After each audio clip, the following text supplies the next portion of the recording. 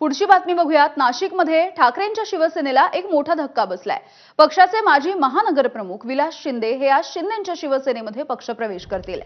7 माजी नगरसेवक आणि असंख्य कार्यकर्ते यांच्या सोबत विलास शिंदे हे शिंदेंच्या शिवसेनेमध्ये प्रवेश करणार आहेत। पक्षामध्ये डावललं आणि विधानसभेमध्ये उमेदवारी न दिल्यामुळे विलास शिंदे यांनी शिवसेनेची वाट धरल्याची माहिती मिळते। अलीकडेच विलास शिंदे यांच्या घरी झालेल्या लग्न सोहळ्याच्या वेळेला उपमुख्यमंत्री एकनाथ शिंदे आणि खासदार संजय राऊत यांनी हजेरी लावली होती आणि तेव्हापासूनच विलास शिंदे हे पक्ष सोडतील अशा चर्चा सुरू झाल्या होत्या। सुधाकर बडगुजर यांच्यानंतर आता विलास शिंदे यांच्या पक्ष सोडण्यामुळे नाशिकमध्ये उद्धव ठाकरे यांना मोठा धक्का बसल्याचं बोललं जात आहे।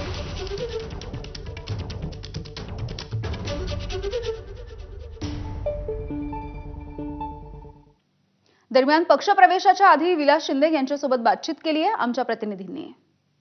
आता ही सुरुवात आहे ना, मी तुम्हाला काय सांगतो, ही सुरुवात आहे। हा ट्रेलर आहे, पिक्चर अभी बाकी आहे आणि येणाऱ्या काळात तुम्हाला पूर्ण पिक्चर मोठ्या स्कोपवरती पाहायला मिळेल।